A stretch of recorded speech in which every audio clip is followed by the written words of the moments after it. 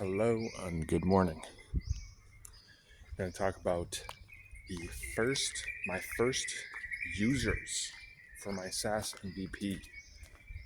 I feel like I should be more enthusiastic, but I woke up 20 minutes ago. And a couple learnings off the back of that. So hopefully it's interesting. I finally finished everything that I felt I needed to do before actually sending my MVP out to actual users and reaching out to actual people. And so I reached out to this guy that I met in Bali. And what does he do? He has a website for SEO. He has an automation software, and he has a YouTube channel as well. And the discipline and work ethic of this guy is like on another level. It's actually insane. And he's like very strict with his time kind of thing. And I was expecting him to just tear me apart or tear my MVP apart. Like, it's just, not that valuable, and I don't see how you're going to monetize this. And like, I think, you need to find another, direction or something. I was expecting that. And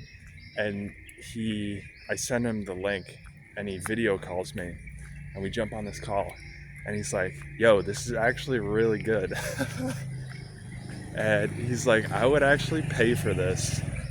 And he was like brainstorming ideas with me, giving me suggestions and ideas for how to actually monetize it. And I was very not expecting that. I was very not expecting that. But he said he was actually going to use it for his own YouTube channel, like research for videos.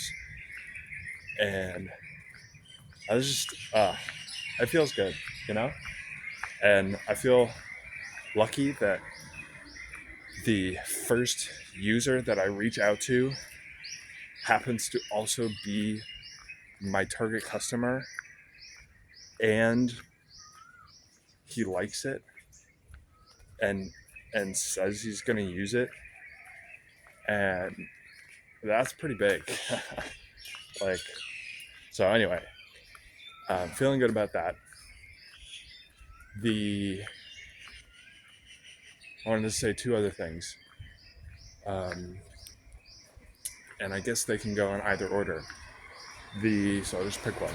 The second thing was, I'm now realizing the value, finally realizing the value of my network. And that is because, well, number one, this guy that I just reached out to, who said he liked it, was somebody that I met in Bali.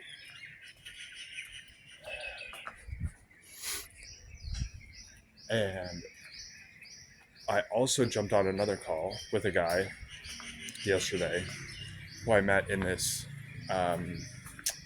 network, this community group that I just joined the other week or two ago.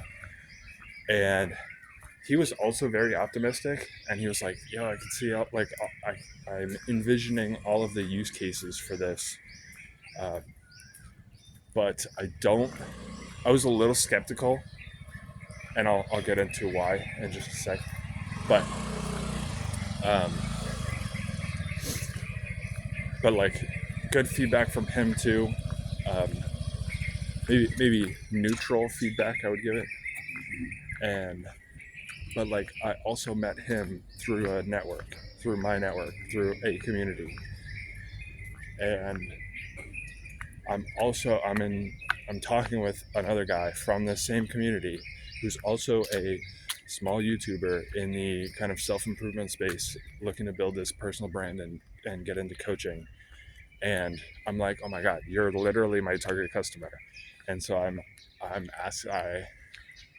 asked him like questions about how he currently does research for video topics, and if he's looked into any tools and stuff like that. So I'm gonna see if I can parse some interesting things out. But like finally, because the alternative route and what I will probably end up still having to do was manually find a whole bunch. Well, I could use a lead gen software, but like go find a whole bunch of YouTube creators in this niche and then just like do cold reach outs, basically just email them. Wow, I mean, it's a little bit more complicated than that. The plan is to like actually try to watch their videos and leave insightful comments. And Russell Brunson has a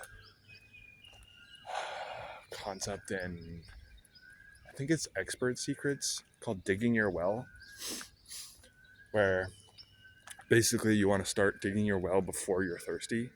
So start building your connections and giving value to people before you need money. And so the idea being like engage with people, find your target customer, give them value, give them feedback, um, contribute to their conversations and videos, and then after they start to recognize you in their comment section, that's when you can start to maybe not go in with the hard right hook sell, but start to move the conversation into like a direct message or something like that. So that's the concept. At least I haven't done that yet, but that is as I understand it. So there's that, which takes a whole bunch of work. Or if you have a community or a private network, you just DM people and it's insane. So I am already seeing the value out of this community. The last thing I wanted to say was about the second conversation that I had yesterday. The guy was very optimistic, and he's in digital marketing he's been in it for like 7 years, and he was very optimistic. But he's not a YouTuber, but one of his clients is maybe not an active YouTuber, but does have a like kind of personal brand-ish. And he was brainstorming all these ideas of how this could be like the front end lead magnet for a more done for you service. And that was interesting to hear that perspective. I don't know that I want to go down that route, but we'll see. Just my thought process is, if I can, I want to do automated 100% or like most of it from the start. And so unless there's a big opportunity that's like worth making the sacrifice for, I don't really want to hire people or get into any manual work type deal. I mean, we'll see how things play out, but that's at least my mindset right now. We shall see. So he was optimistic, but I was skeptical because there's this book called The Mom Test, which is it's actually a great book. But the concept is You don't want to, if you have an idea or you're looking for feedback on an idea you have, you don't want to just go to people and be like, hey, I'm thinking about this great, cool app idea. It's, instead of hailing a taxi, you can use this app, and then you can punch into the app, and then like you can ride to your place for whatever. Oh. You don't want to do that, because what it tends to generate as responses is like, oh my God, that's a great idea. Like, you should totally do that. And then you get all of this potentially false positive feedback and end up building something. And then when you get to the stage where you actually ask for money, nobody buys it, because rather than researching and trying to figure out the pain point in the customer, you talked about this lofty vision for an app, and people tend to not want to disappoint, that kind of thing. And so the reason it's called the mom test is because this is something that, like, if you go to your mom and you're like, oh my God, I have this great idea, she's going to be like, doesn't even matter what the idea is going to be. She's going to be like, oh my God, it's so good. You're going to make $1 million and it's amazing. And I love you. And, it's a great idea, honey, that kind of thing. Whereas, like, the way he describes what to do instead is like, ask your mom more about what she currently does. Like, I think he uses a cookbook example, like iPad cookbook example. And so, like, rather than ask your mom, I have this great new iPad cookbook app idea, ask her like, oh, how often do you use your current cookbooks?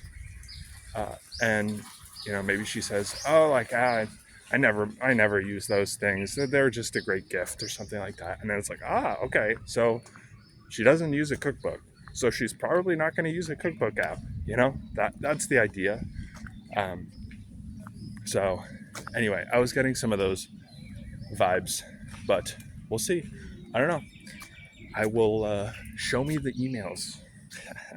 Show me the emails. Show me the money, and then I'll believe. But anyway, that's what I got for you today, and I'll see you tomorrow from another country, potentially. So yeah.